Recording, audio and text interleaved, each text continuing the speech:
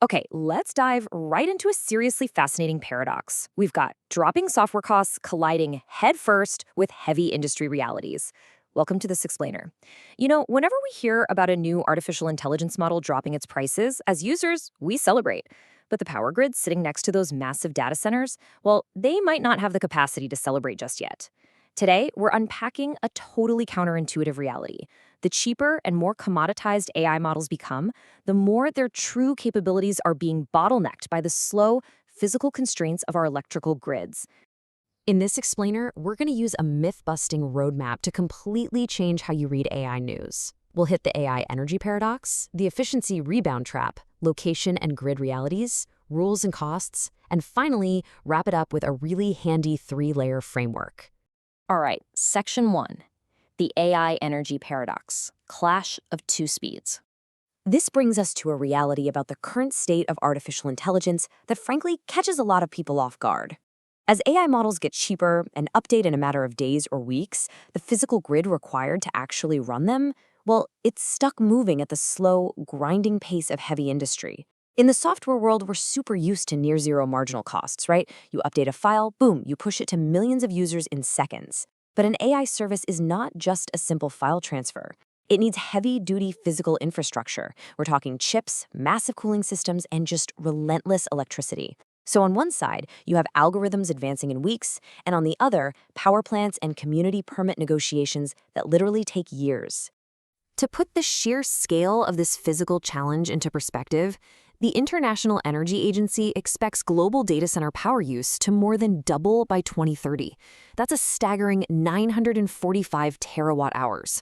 And the US and China are projected to drive roughly 80% of that massive growth. Now, this isn't about fear-mongering that AI is going to eat up all our power. It's really just highlighting that if all this projected demand actually happens, the supply side has to navigate some incredibly dense physical realities to make it work. Moving on to Section 2, the efficiency rebound trap. More tasks, more power. What's super interesting here is how this totally dismantles the whole better models automatically equal less power myth. Sure, new chips and optimized algorithms use significantly less energy per calculation. But AI isn't just about occasionally asking a chatbot for a pancake recipe anymore. We're shifting fast to a future of always-on autonomous agents. Think about AI acting as your personal assistant, booking flights, scraping the web, negotiating with other AIs in the background continuously. The complexity and, honestly, the sheer frequency of these tasks is just skyrocketing. So here's the crucial point. The energy saved on a single, highly efficient calculation is immediately swallowed up by the sheer volume of new tasks everyone is running. In economics, this is called the rebound effect. Basically, when something gets cheaper and more efficient to do, we just do a whole lot more of it.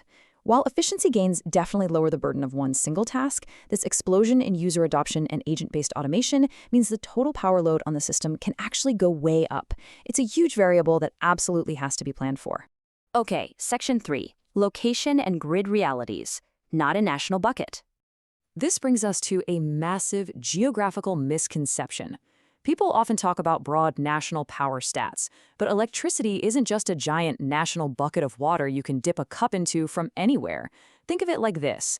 Building an AI data center is basically like opening a massive commercial laundry factory right inside a residential apartment building. Just because your city has enough water overall doesn't mean your specific apartment's pipes can handle a commercial laundry suddenly running on the third floor. Data centers need high-density, completely uninterrupted utility access. If you just plug one into a local residential grid, those local transformers simply aren't built for that kind of constant, heavy draw. Because AI's demand isn't some national average. It's a hyper-local strain. Look at this forecast from PJM, the organization managing the grid for part of the mid-Atlantic US. They're forecasting a 32 gigawatt peak load increase by 2030. And get this, roughly 30 gigawatts of that is directly tied to data center growth. The strain isn't spread out evenly across the country. It's highly concentrated in very specific regions where these data centers are actively requesting to plug in. Knowing about all this intense local pressure, you're probably asking yourself, well, why don't tech companies just put these data centers out in the middle of nowhere? Can't we just build them anywhere we want? If the city grid is full, why not just build a power plant right next to a data center out in the desert and skip the public system entirely? That brings us to Section 4, rules, costs, deliverable watts, navigating regulations. Well, it turns out that securing power is just as much about navigating complex regulations as it is about laying cables.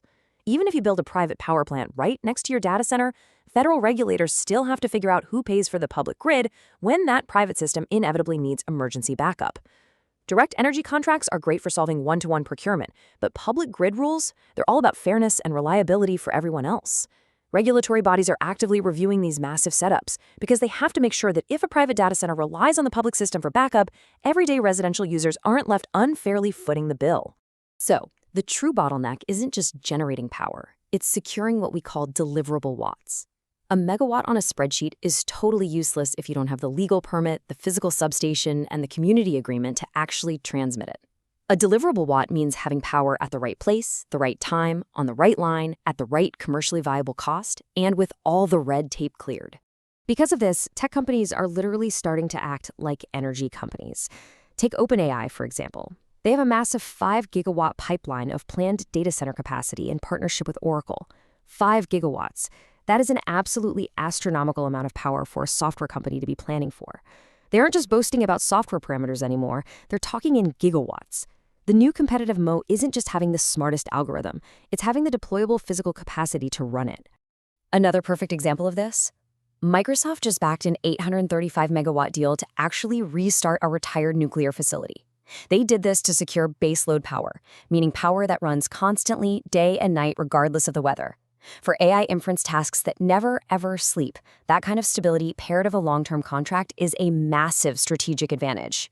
Finally, Section 5, the 3-layer framework, making sense of AI news. Let's pull all these complex pieces together into a super practical toolkit for this explainer. From now on, when you're consuming AI news, I want you to mentally separate it into 3 distinct layers. First, the model layer. This is capability, pricing, and inference efficiency. It's what drives user demand. Next is the compute layer, your hardware, chips, servers, and cooling systems.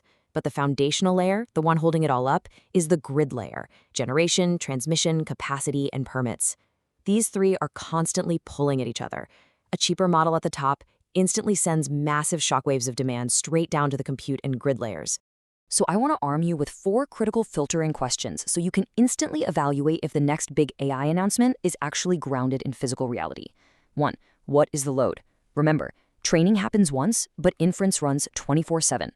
2. Where is it located? Because national averages don't matter, local substation availability does. 3. Who pays the system costs, especially for grid backups? And 4.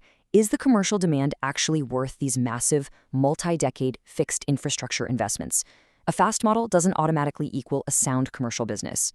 Because until an AI company can clearly answer this fundamental question, where is the next watt coming from and who is going to pay for it, their breakthrough model is really just a magic trick waiting for a power outlet. The ultimate test for the future of AI isn't passing some software benchmark. It's whether there will be enough electricity left in your city to keep your lights on while the AI does the thinking. So next time you read about a massive AI breakthrough, ask yourself, who is actually powering it?